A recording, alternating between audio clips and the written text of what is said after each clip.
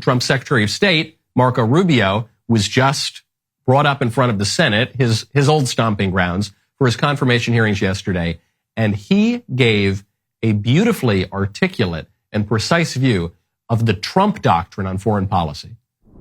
Out of the triumphalism of the end of the long Cold War emerged a bipartisan consensus. And this consensus was that we had reached the end of history, that all of the nations of the world would now become members of the democratic Western-led community, that a foreign policy that served the national interest could now be replaced by one that served the liberal world order, and that all mankind was now destined to abandon national sovereignty and national identity and would instead become one human family and citizens of the world. This wasn't just a fantasy.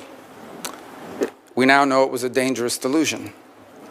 Here in America and in many of the advanced economies across the world, an almost religious commitment to free and unfettered trade at the expense of our national economy shrunk the middle class, left the working class in crisis, collapsed our industrial capacity, and has pushed critical supply chains into the hands of adversaries and of rivals. An irrational zeal for maximum freedom of movement of people has resulted in a historic mass migration crisis here in America, but also around the world. It's one that threatens the stability of societies and of governments. Across the West, governments now censor and even prosecute domestic political opponents. Meanwhile, radical jihadists openly march in the streets and sadly drive vehicles into our people. While America far too often continued to prioritize the global order above our core national interests, other nations continue to act the way countries have always acted and always will, in what they perceive to be their best interest. And instead of folding into the... So there's so much to say.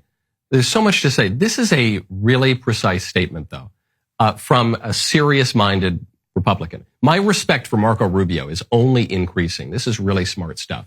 When he comes out and he says, look, after the Cold War, we were told by people like Francis Fukuyama famously that we had reached the end of history and liberalism and globalism were going to dominate. Everyone supported free trade, the Clinton Democrats, the Gingrich Republicans. We all wanted more and more and more free trade. And yeah, that was going to hollow out our manufacturing base, but who cares? Because we were going to get cheap electronics and t-shirts from China. And that was going to be good. And the world was flat and a rising tide lifts all ships. And we were all going to sing Kumbaya. We were going to surrender some national sovereignty to international organizations, not just like the United Nations or the European Union in the case of Europe, but also to the World Trade Organization and also to the International Monetary Fund. And we were going to give that away, and we were all going to just hold hands and sing We Are the World. And that didn't work out. That has not worked out. In fact, very often we have played by the rules, the World Trade Organization rules, all of these international treaty rules, and the other nations have not, especially China. In fact, they've just taken advantage of us. They've taken advantage of our generosity. They've also taken advantage of our idealism, because it turns out that everything we always knew about foreign policy didn't magically change in 1991. That the motivations of nations, the identity of nations, human nature didn't fundamentally change. And so says Marco Rubio, we are now going to return to a foreign policy that considers the American national interest, that just doesn't repeat the same platitudes of the 80s, 90s, and 2000s, but responds to legitimate concerns about free trade, about mass migration, about globalism and losing American sovereignty. But that doesn't mean that we're going to become isolationist. Doesn't mean that we're only going to think about America. There's so much more to say. First, though, go to balanceofnature.com, promo code Knowles. Balance of Nature fruits and veggies is the most convenient way to get whole fruits and vegetables daily, especially if you have centered your New Year resolutions around creating a healthier lifestyle. Nature is pretty good at giving us the ingredients that we need through fruits, through vegetables. So Balance of Nature takes fruits and vegetables, freeze dries them, turns them into a powder, and then puts them into a capsule. You take your fruit and veggie capsules every day, and then your body knows what to do with them, and then you look hot and healthy and vigorous like me. Balance of Nature is just one ingredient of a balanced lifestyle, has no intention to replace a healthy diet, exercise, sleep, or any other healthy habits. It is intended to be used in concert with other healthy habits. I really love Balance of Nature fruits and veggies. You can tell I'm in Washington, D.C. right now. When I'm on the road, occasionally it's a little bit more of a buy a hamburger at the airport. You know, you're not always getting the healthiest food. So it's wonderful to just have this ability. You pop your Balance of Nature fruits and veggies, then you're ready to go. Balanceofnature.com. Use promo code Knowles, KNWLES, for 35% off your first order as a preferred customer. Plus, get a free bottle of fiber and spice. Balanceofnature.com. Promo code KNOWLES. Senator Rubio finishes up his remarks. And instead of folding into the post-Cold War global order, they have manipulated it to serve their interests at the expense of ours. The post-war global order is not just obsolete, it is now a weapon being used against us. And all this has led to a moment in which we must now confront the single greatest risk of geopolitical instability and of generational global crisis in the lifetime of anyone alive and in this room today. Absolutely right. I think he makes a really good point. It is challenging to the thinking of Democrats and Republicans. It was really sober-minded for his seriousness and also because he's a former member of the Senate. He will sail through. There's no question about it. Two wonderful takeaways from Rubio's confirmation hearings. One, Trump is offering an alternative. He is entering office offering an alternative on foreign policy from what we've seen out of both parties in recent decades. And two, Rubio's going to sail through. In fact, I think after the Democrats really failed to lay a glove on Pete Hegseth, I think pretty much all of Trump's nominees are going to sail through, including the feistier nominees, like Attorney General nominee Pam Bondi, who had a beautiful exchange with some random Democrat senator yesterday. Senator, you were speaking. May I speak? You cut me off when I was speaking. When I ask you the next question, you can speak, and I hope you answer, Ms. Bondi. Well, I'd like to answer the previous one, Senator. When we met yesterday, you pointed your finger at me and said you were speaking. You did not seem to be familiar let me answer my question. I'm not going to be bullied by you, Senator the 14th Amendment of the United States of America, which was deeply disappointing. I guess you didn't want to hear my answer about Pennsylvania. After I gave an opportunity to study overnight. So can you tell me in this committee what the Citizenship Clause of the 14th Amendment says?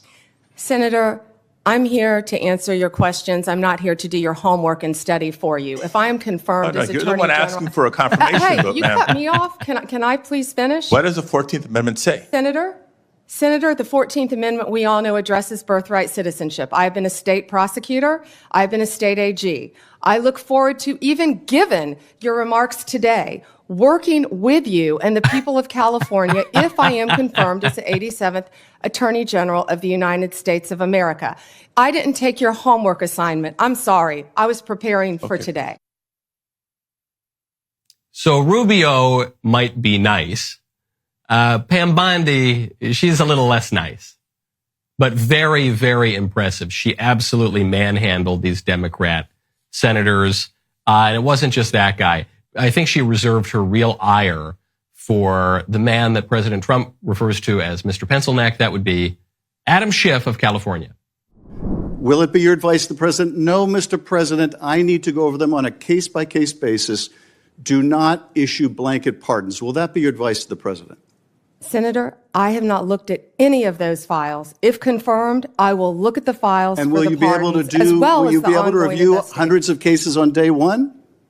I will look at every file I am asked to look at. Of course you won't. So will you advise the president? Can I answer the question? Well, my question is... I would have plenty of staff. You said, of course you want? You'll be able to review hundreds of cases on the first day? I'm not going to mislead this body, nor you. All right, let me ask another question. You don't want to answer that. Let me answer another question. You were censured by Congress, Senator, for comments just like this that are so reckless. Oh, and there it is. It comes in just at the end, but that's the right hook at the end. You were censured by Congress multiple times for comments just like this. This woman not only is impressing me, and I'm sure the Republicans on the panel, but this must impress President Trump. Because this is clearly what he wants in an AG. Trump needs a statesman and a nice guy who can make consensus and friends in the State Department. Trump needs an absolute bulldog in the Attorney General's office. Because you remember what happened the first time. President Trump picked a guy who I think is a good man, Jeff Sessions, to be the AG. I think he's a good man. I think he's a serious conservative, but he was a little nice. And he didn't want to get down in the mud and the dirt and the blood with the Democrats, who very few people predicted were willing to go as far as they did in undermining President Trump's administration. And so Jeff Sessions' refusal to get down and dirty with the Democrats permitted Bob Mueller, Crossfire Hurricane to take off, all of these kinds of attacks from the Democrats in the administrative state to take down President Trump. And Trump doesn't want to make the same mistake again. I think this is why Trump wanted Matt Gaetz. And the Gaetz nomination was not going to make it through. But he thought, all right, I want a pugilist. I want a vicious, brutal, nasty fighter who is not going to take anything from anyone. And Pam Bondi, I think, really demonstrated that well yesterday. That was a good clip, huh? That was cool. Also, look where I am, man. I'm in Washington, D.C. That's pretty weird. I'm usually in my studio. Hey, if you want more of this excellent content, you got to subscribe to the Michael Knowles YouTube channel. See you next time.